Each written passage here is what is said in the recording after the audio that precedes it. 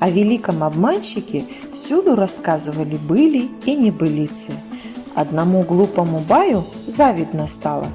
Не терпелось ему схлестнуться с Алдаром и посостязаться с ним в хитрости. Однажды не выдержал бай и отправился в путь. Расспрашивая встречных поперечных, добрался до аула, где жил Алдар, и встретил его, наконец, на берегу озера. Алдар безмятежно удил рыбу. «Ты, наверное, и есть тот самый знаменитый Алдар Косе?» «Ха-ха!» – с усмешкой спросил бай. «Вполне может быть», – ответил Алдар. «Что значит «может быть»?» – возмутился бай. «Если ты настоящий Алдар Косе, покажи свою прыть и обмани меня. Посмотрю, на что ты горазд».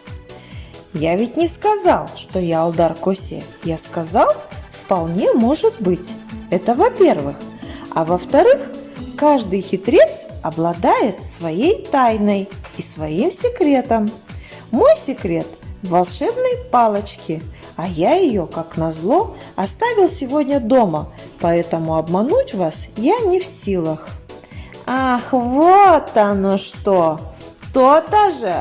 Я так и думал, откуда он взялся такой хитрый, что запросто обманывает всех подряд. Выходит, без волшебной палочки ты никто? Ладно уж, сходи домой за палочкой и попробуй обмануть меня. Иди, да побыстрее!» «Простите, не могу, занят. Видите вон ту отару?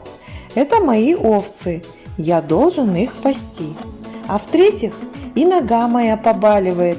Не могу же я ради того, чтобы кого-то обмануть, плестись в такую даль домой». «Вот слабак, бестолочь! Что за отговорки? Если ты и в самом деле Алдар, то не выкручивайся, а сходи за своей волшебной палочкой. Так и быть, попасу твою отару. А если устал и нога болит, бери моего коня.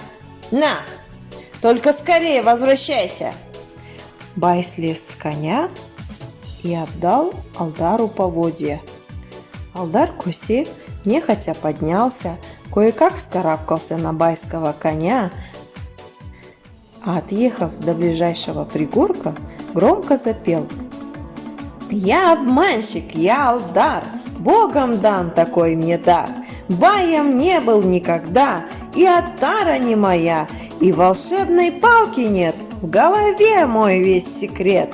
Не кичись ты, бай, глупец, никакой ты не хитрец».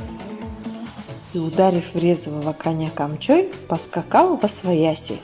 Только тут бай догадался, как ловко его провел Алдар. «Ах!» – завыл от досады бай, и коня своего лишился. «Да что там конь? Чести лишился глупый бай. Вся степь теперь над ним будет потешаться. Верно сказано, дурная голова ногам покоя не дает. Пешим теперь потащишься домой».